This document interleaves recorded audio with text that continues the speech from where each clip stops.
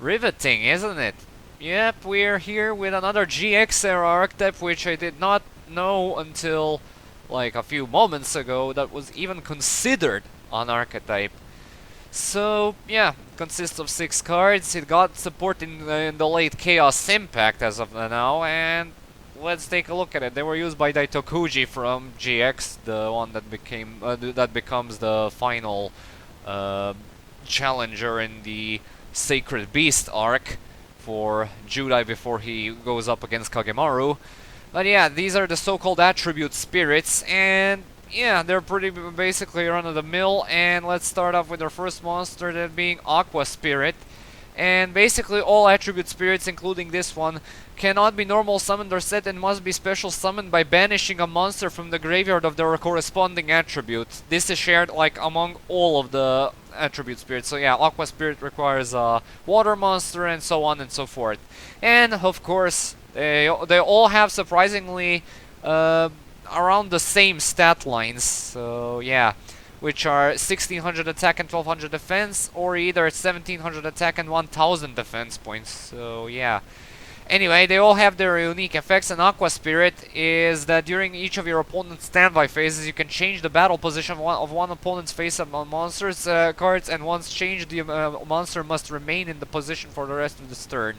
And Garuda, the Wind Spirit, also has the exact same effect without the basically needlessly elaborate rulings, because Aqua Spirit's effect, the additional line in the effect, exists solely for the purpose of notifying that if the opponent like had a monster in attack position, then she switches it to defense mode, then you can basically switch the monster back into attack mode. So yeah. Garuda the Wind Spirit actually came out a bit after Aqua Spirit, I believe, so they decided to drop that part of the effect. Anyway, you don't run you basically don't run these for their effects because they're peak 2002 in terms of how they're supposed to function. And yeah, we're in the Link era, so we basically run them because of, well, free materials and decks that can basically afford them. The Rock Spirit has the effect that it gains 300 attack during the opponent's battle phase only, and Spirit of Flames has the exact same shit, only for your battle phase only. Yeah, I'm not very impressed, so let's move on to the latest pieces of support. First of which is Luna the Dark Spirit, which during our standby phase, it inflicts 500 damage to your opponent. And basically, she's such a waste of amazing artwork. Look at that. This could have been a very key, crucial playmaker to some archetypes. Maybe this, I could have easily bought this as a Dark Lord card if I actually saw her artwork without the effect and all. But yep, she's basically a generic dark free material for links, and yeah.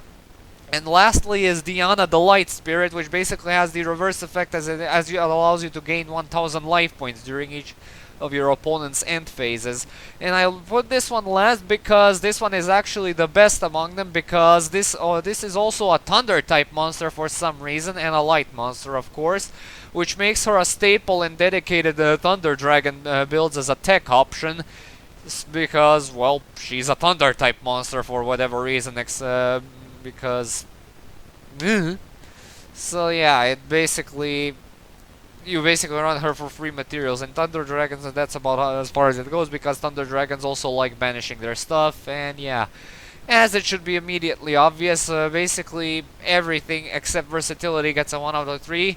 Why exactly only versatility? Well, I actually want to be generous here and give him a 2 out of 3 due to the fact that basically decks that rely on each and every attribute that these guys need a stuff to banish from can actually find an occasional spot in the link-centric build of said deck that utilizes that certain attribute.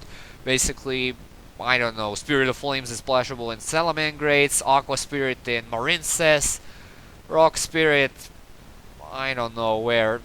Maybe Garuda the Wind Spirit, maybe in Harpies or Yosenjus, or you get the gist. I'm gonna cut myself off here because this is supposed to be a very, very short video. I had time. I'm shortly going to depart for one of my exams today, so yeah, I wanted to get this video out of the way. I'll also be doing another video right now because it's also very short, and yeah, I also did not know that this is considered as an archetype, so yeah, and that will be the semi-final GX era archetype, and after I probably return from all of my exams in like 2 weeks, I'll probably do those dreaded heroes to close off the series for good. Thank you all so much for watching, see you all, have a good day, and peace.